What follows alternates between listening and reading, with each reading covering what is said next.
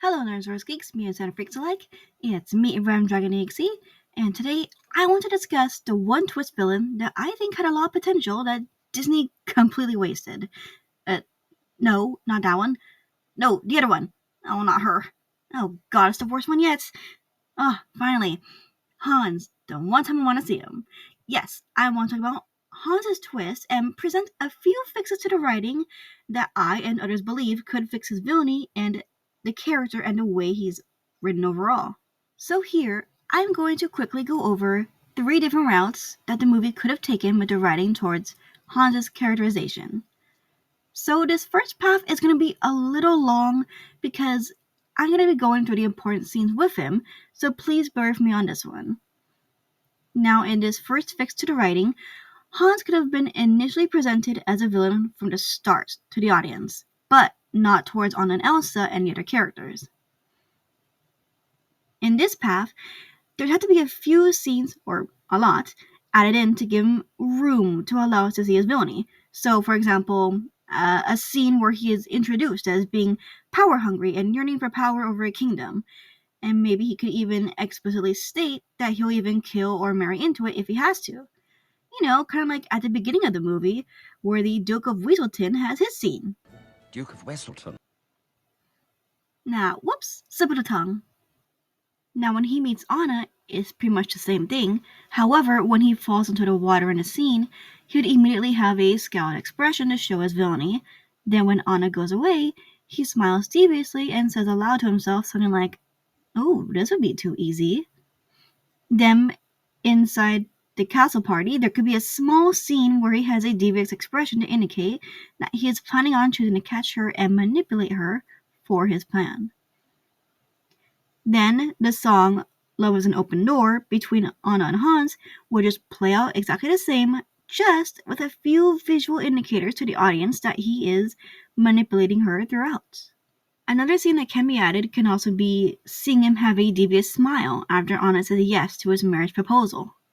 Then when Elsa tells Anna that she won't allow the two to go get married, Hans could even have a few lines and be visibly frustrated when it happens, but he is still trying to keep his cool. Of course, they do not know why, but of course the audience knows why. From here, before Hans goes to retrieve Anna and Elsa, mostly Elsa, he teams up with the Duke here.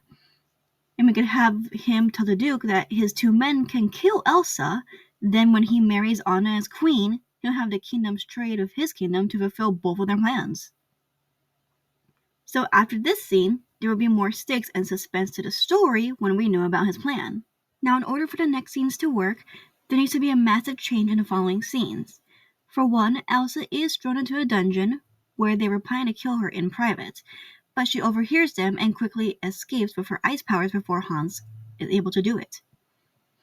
After reaching the border of the kingdom, she meets Kristoff, who tells her about Anna slowly dying. Then they do their best to make their way back to her. And while this is happening, we have the original kiss scene play out just slightly differently.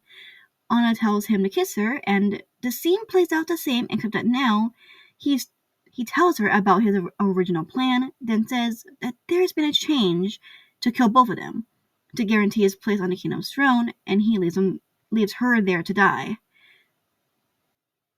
Then the scene after this plays as normal. However, the Duke is aware of Hans's plan and conspires to back up Hans's lie about the two sharing their vows, and there's a small talk between them about forging a marriage. Then Hans goes to search for Elsa so he can kill her himself, not just to end winter, but just to ensure that he can get rid of her. And at this point, the snowy weather is getting worse because of Elsa's growing fear of Anna dying as she's getting closer. Elsa and Kristoff are in a storm, and Anna is weakly getting out with Olaf to find her sister, while Hans is trying to find Elsa as well.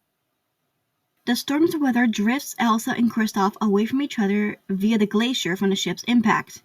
Then when Elsa is on stable ice, Hans locates her and manipulates her in the same way and tries to kill her, only for Anna to intervene. And then from here, the rest of the movie just plays out the same. Now, it might not be perfect, but with a few tweaks, something very similar to this could have actually worked. Also, maybe it's just me, but I like this direction. It balances out Hans acting villainous outright and hiding his villainy from others, just not from the audience. It also shows the dangers of not trusting strangers.